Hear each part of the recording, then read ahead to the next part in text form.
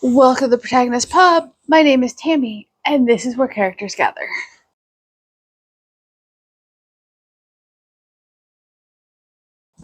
Today, we're going to have a bonus episode. I don't generally do individual reviews for books on YouTube unless they're book club selections, but this book is so amazing. I don't think it gets nearly the discussion and the hype that it deserves, and that is In Pieces by Rhonda Ortiz. It is the first book in the Molly Chase series. It is Catholic fiction, Christian fiction. It is historical. It is set in 1793 Boston. And it is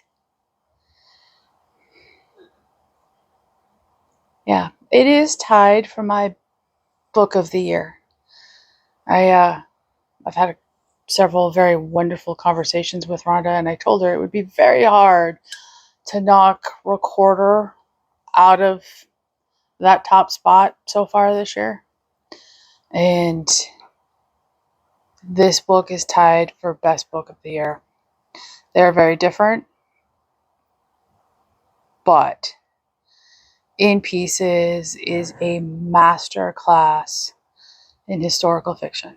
That is the highest compliment I can pay. It is amazing. Full disclosure, I am on the launch team for Adrift, which is the second book in the Molly Chase series. It releases August 8th. However, that did not influence my love of this book.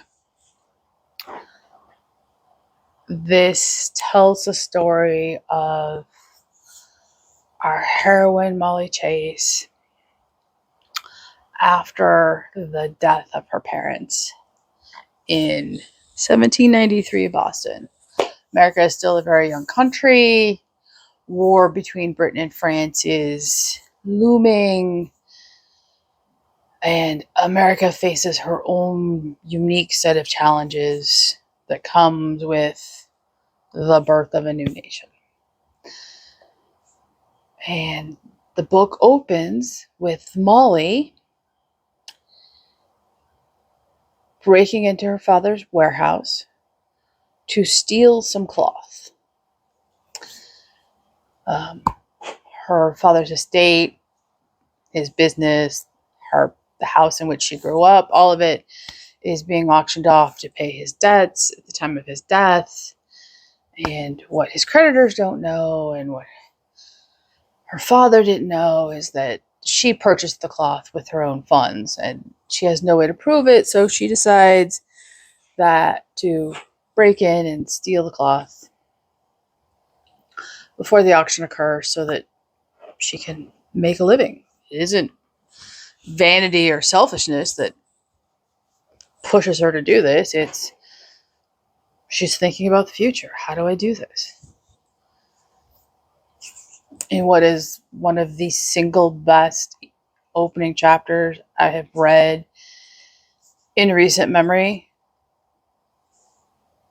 you get introduced to the psychological state of Molly Chase. I'm not giving anything away when I tell you this.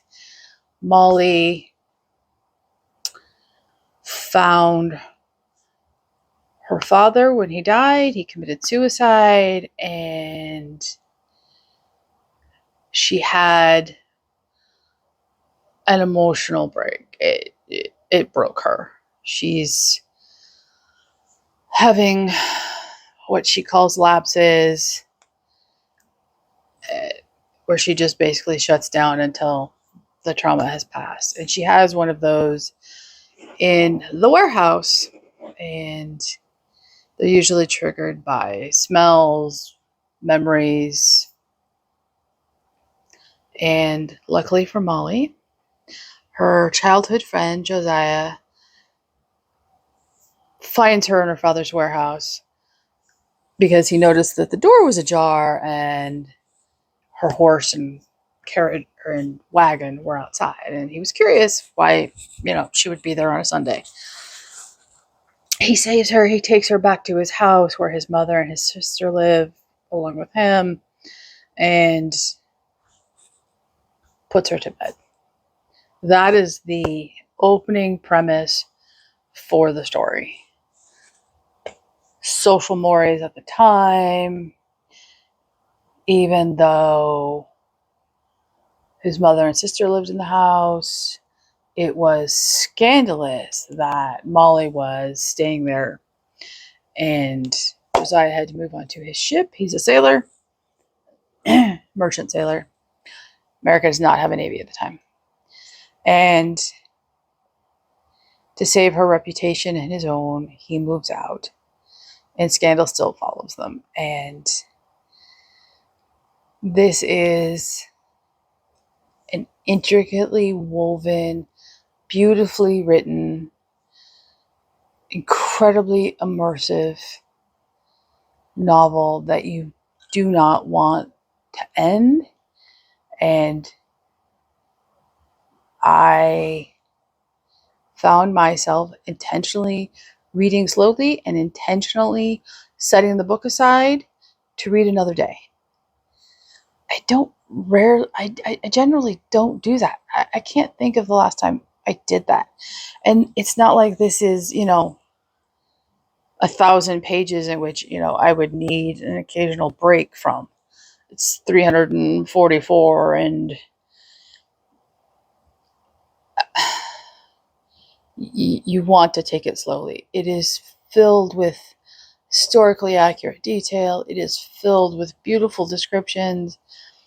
It is an incredibly well done descriptor of the state of faith in 1793 Boston. Our Molly, Josiah's family, almost everybody in the book is a Congregationalist. Josiah is having doubts. He's questioning his faith.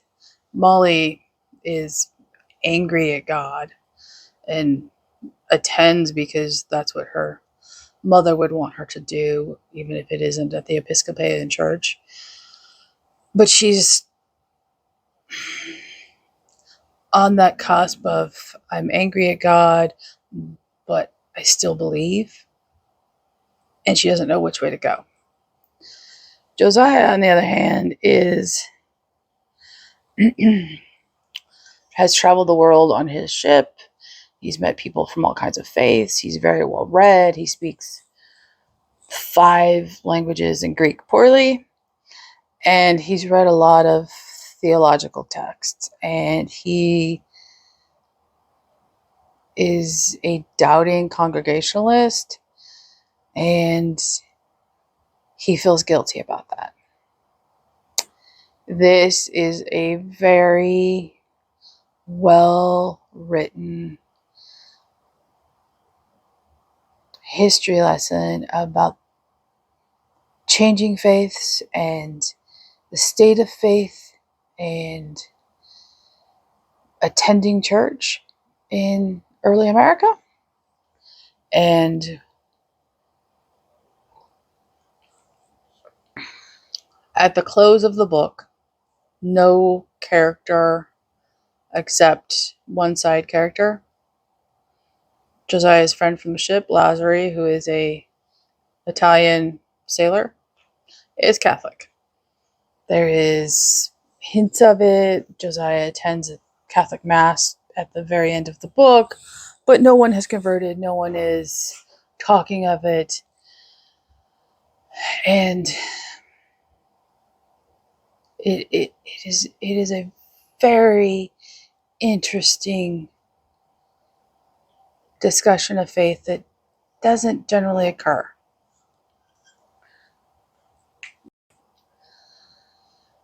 So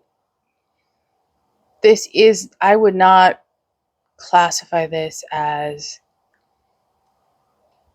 a romance for most of this book. Yes, it is there, but it is not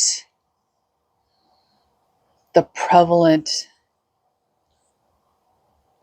discussion point throughout the book. It is the driving plot line, but it isn't the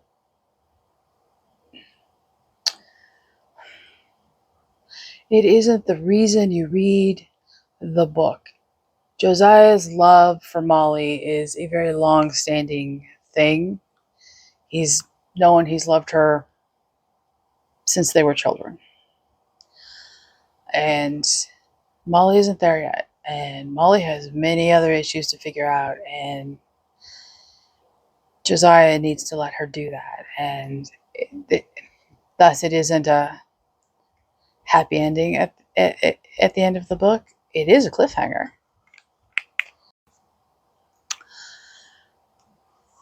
So, while the romance is there, it is an underlying plot to the theology plot and the state of America plot. It's integral, but it's not at the forefront in this book. I imagine it's going to become much more so in book 2. So I'm very much looking forward to that. Is there a happy ending? Yes. Yes, there is. There is a happy ending. And we all know I love a good happy ending. Why do I think you should read this? You don't have to be a Catholic to read and enjoy this book. You don't have to be a Christian to read and enjoy this book. At its heart, this is American historical fiction, and it is a category of historical fiction that I don't think we get enough of. And it is a masterclass in historical fiction, whatever the time period, whatever the subject matter. Rhonda's writing is a masterclass in how to write historical fiction, in characters you will fall in love with, and in characters you can relate to. As a Christian historical fiction and a Catholic historical fiction, it is also worth reading. Because of the theological discussion that goes on in this book and the faith in the book, it is truly beautiful, and it brings up a question for you, and please let me know in the comments. I have found it odd, and it turns out Rhonda has found it odd, that in Christian fiction in general, there is no discussion of denomination.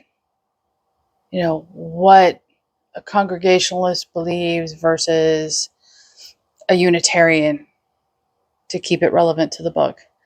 So how do you, as a Protestant Christian, read or find books relevant to your branch of Protestant faith? I'm confused. I do not understand. Is it just I'm clueless. As a Catholic, this is just a question that I do not fathom. So I think everybody should pick up In Pieces. Adrift is book 2. It comes out August 8th. You will see me talking about it a lot between now and its release. I'm very much looking forward to it. I recommend In Pieces with every fiber of my being. It is very deserving of far more praise and hype and reads than it has received in the Christian reading community. Please comment down below, like and subscribe, and I will see you here next time at the Protagonist Pub.